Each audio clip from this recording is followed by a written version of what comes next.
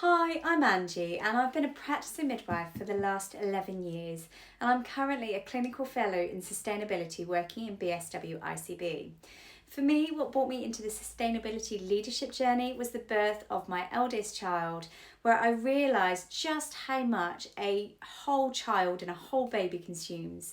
And it was thanks to transitioning to reusable wipes when she was 5 days old and then eventually into cloth nappies that sort of snowballed into a myriad of different changes sustainably.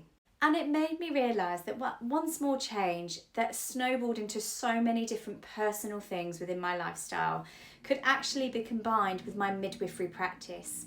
And there are some key facts that are really staggering when it comes to climate change and maternity services. So the first thing that's really important to note is that air pollution as well as climate change has a huge impact on whether or not a woman spontaneously conceives a baby.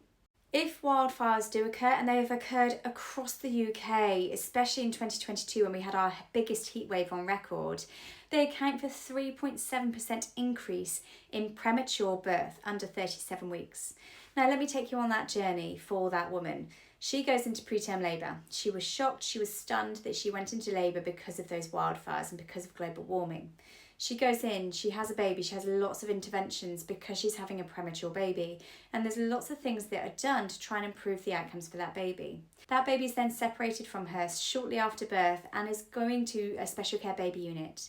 Now that has a huge carbon footprint in itself, but in that early few days, she doesn't have as much contact with her baby as she envisaged that she would have.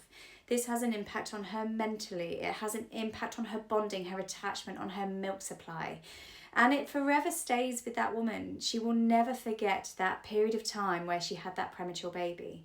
And this has increased because of climate change. And two other facts is that climate change and global warming increases the chance of a woman developing gestational diabetes, but also increases the chance of having a stillbirth, especially in the huge heat waves. A heat wave of more than 10 degrees increases the chance of stillbirth by 45%, which is the highest amongst Black and Hispanic communities. And that's from a research paper that's been undertaken in the United States in relation to their heat waves. So it really highlights the importance of why we really need to tackle climate change head on. So I think what this leadership course has taught me the most is telling that story. Make it personal to people.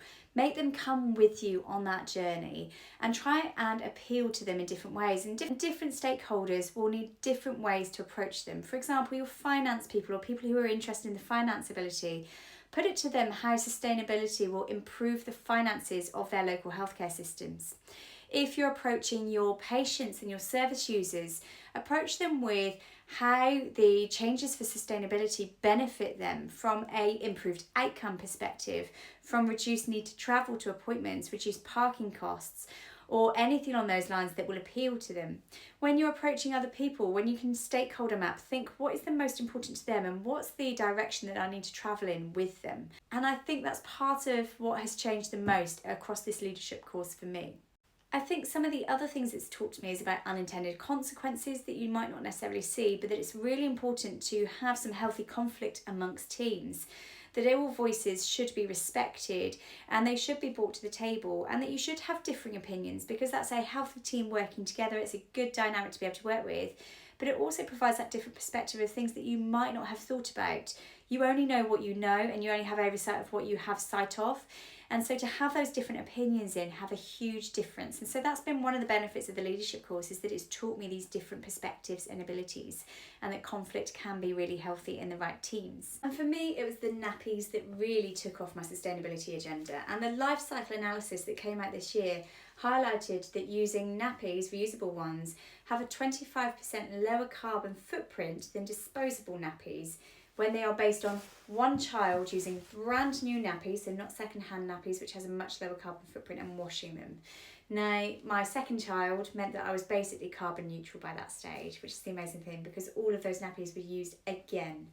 So it really highlights that. And if you use reusable wipes, for example, it saves around about 6,000 wipes per year, which is about a saving of about £250 a year when you're using reusable wipes compared to disposable single-use wipes. And what it does is it highlights that the life cycle analysis of products need to be looked at. It means that we all need to be looking at our products one at a time in our own households, but also thinking about the products that we use within healthcare services, but also thinking about the contacts that we're having in healthcare services. Is it really necessary? Is it needed? What's the pathway mapping that is available to us? And can we look at a much lower carbon alternative?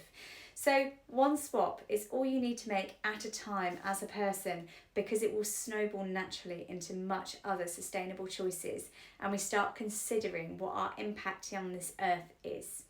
Introducing myself and also understanding that not all leaders are perfect, and having that authenticity is really important. And so for me, it's really explaining right from the outset about what got me into sustainability, why I'm here and what I'm doing. And I've made that a real key point throughout this leadership journey, is that when I meet new people, I explain my background a little bit easier to connect to people and to have that authenticity as a leader. And it's something I'm going to take forward in all of my career. I've done lots of different sustainability related projects this year that I'm really proud of from a healthcare perspective, from carbon footprinting, maternity services, all the way to trying to integrate primary care networks in a more sustainable space. And that's been really brilliant, and I've had the most phenomenal time, and this course has been able to provide me with some thinking and some foundations to be able to help me with those sustainable changes. And whatever I do next in my career, either as a midwife or as a sustainability person, I will be able to take this leadership journey forward. And it's also really important to have sustainability as business as usual in every single aspect, whether that's appraisals, whether that's talking about it at meetings. Has someone considered what the sustainability and the environmental impact of whatever that change is?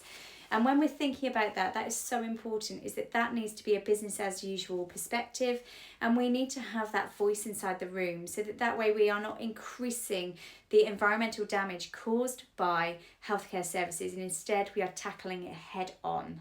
And as for what you can do, think about the things that you are good at, think about the things that you have influence over, think about the things that are important to you. What can you change, and what one small thing can you change today that might snowball into bigger ones? We can all change our own carbon footprints, and we can also change those in the healthcare services around us, so that we try to reach that net zero agenda and that net zero target of 2040.